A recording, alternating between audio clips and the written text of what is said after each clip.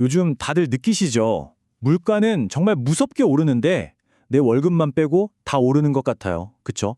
자, 이럴 때 우리가 정말 힘들게 모은 돈 그냥 은행에 넣어두는 거 이게 진짜 맞는 걸까요? 오늘은 바로 이 골치 아픈 질문에 대한 답을 한번 같이 찾아보려고 합니다.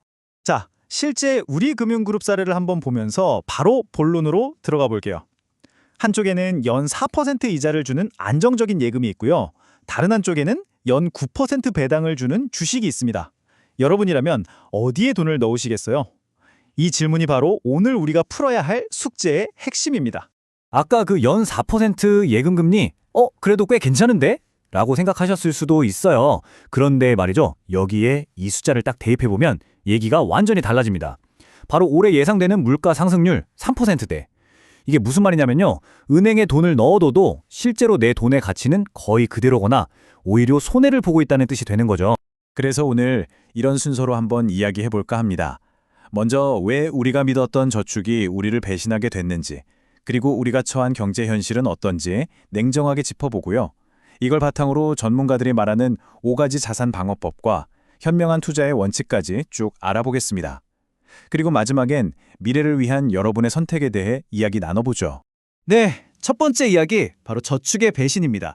우리가 그동안 철석같이 믿어왔던 저축이라는 방법이 왜 더는 안전한 피난처가 되지 못하는지 그 근본적인 이유부터 한번 파헤쳐 보겠습니다. 사실 핵심은 아주 간단해요. 내 통장에 찍히는 이자 숫자는 분명히 늘어나고 있겠죠. 하지만 그 돈으로 작년에 사 먹던 커피, 올해도 똑같이 사 먹을 수 있을까요? 아니죠. 돈의 실제 힘, 그러니까 구매력이 매일매일 조금씩 갉아먹히고 있다는 겁니다. 이게 정말 무서운 거죠. 에이, 그냥 기분 탓이겠지라고 생각하실 수도 있지만 절대 아닙니다. 자, 2026년 경제 전망 데이터를 한번 보세요. 이걸 보면 우리가 마주한 현실이 얼마나 차가운지 아주 명확하게 알 수 있습니다. 이 표를 한번 보시죠. 숫자들이 좀 복잡해 보일 수 있는데 제가 쉽게 설명해 드릴게요. GDP 성장률, 그러니까 나라 경제가 크는 속도는 1.8%로 좀 더디고요. 원달러 환율은 1,300원대 중반에서 내려올 생각을 안 합니다.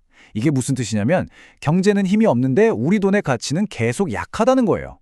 그렇다고 정부가 막 금리를 내려서 경기를 살리자니 그랬다가 물가가 폭등할 수 있거든요. 정말 이러지도 저러지도 못하는 아주 어려운 상황에 처해 있는 거죠. 여기서 전문가들이 지적하는 가장 중요한 단어가 바로 괴리입니다. 뭐냐면 우리 주변 식당이나 가게들은 다들 힘들다고 아우성인데 주식이나 부동산 같은 자산 가격만 붕 떠서 거품이 생길 수 있다는 무서운 경고예요.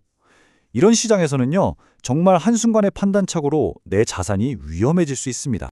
자, 그럼 이렇게 어려운 상황, 그냥 손 놓고 보고만 있어야 할까요? 아닙니다.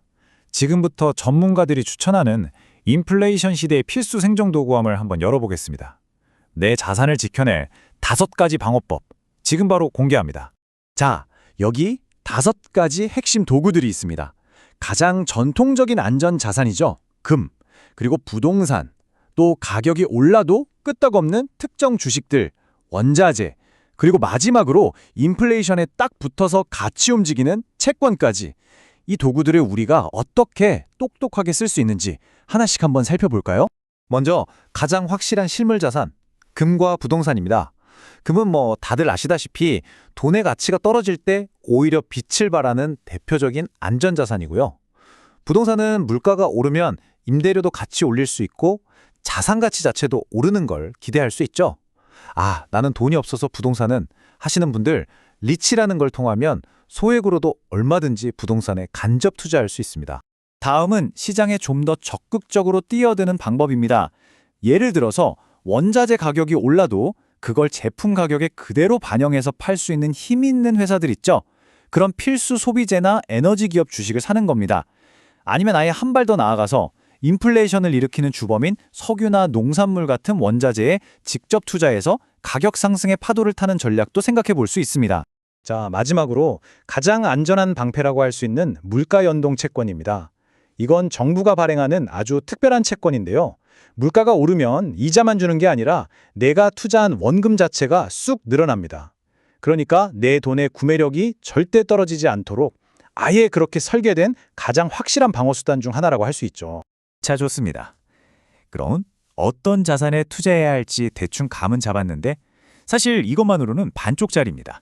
어떻게 투자하느냐, 즉 전략이 훨씬 더 중요하거든요.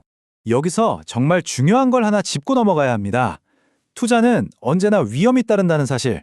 예를 들어서 연 5% 넘게 배당을 준다고 해서 덥석 샀는데 주가가 20% 넘게 폭락해버리면 어떻게 될까요? 배당받은 건 좋지만 원금 손실이 훨씬 크겠죠? 고수익이라는 말 뒤에 숨은 고위험을 절대 잊으면 안 됩니다. 이 슬라이드가 바로 핵심입니다. 이제 우리는 돈을 그냥 지키는 소극적인 수비에서 벗어나야 해요. 적극적으로 돈을 굴리는 공격적인 운용으로 생각을 완전히 바꿔야 합니다. 저금리 예금이나 현금을 잔뜩 들고 있는 건 피하고 다양한 자산에 나눠 담는 분산 포트폴리오로 눈을 돌려야 할 때라는 거죠. 그래서 이 4가지 원칙은 정말 꼭 기억해 두셔야 합니다. 첫째, 달걀을 한 바구니에 담지 말라는 말처럼 여기저기 나눠서 위험을 줄이는 거예요. 둘째, 비상금은 당연히 있어야죠. 하지만 그 외의 현금은 그냥 통장에 재워두지 마세요. 돈이 돈을 벌게 일을 시켜야 합니다. 셋째, 주가 좀 떨어졌다고 바로 팔고 이러면 안 돼요. 길게 봐야 합니다. 그리고 마지막으로 정말 중요한 건데 대출 이자나 수수료처럼 새어나가는 돈을 꽉 잡아야 한다는 겁니다. 네, 지금까지 우리가 처한 현실 그리고 그걸 헤쳐나갈 방법과 원칙까지 쭉 살펴봤습니다. 이제 마지막이자 어쩌면 가장 중요한 부분이죠. 바로 당신의 선택에 대한 이야기입니다. 오늘 이야기의 결론은 아주 명확합니다. 이제 적극적인 자산 관리는 더 이상 일부 부자들만의 이야기가 아닙니다. 우리 모두에게 꼭 필요한 생존 전략이 된 거죠. 자, 이 질문을 스스로에게 한번 던져보세요. 2026년 내 소중한 자산이 가만히 녹아내리게 둘 것인가? 아니면 성장을 향한 씨앗으로 심을 것인가? 당신의 다음 한 걸음은 어디를 향하게 될까요?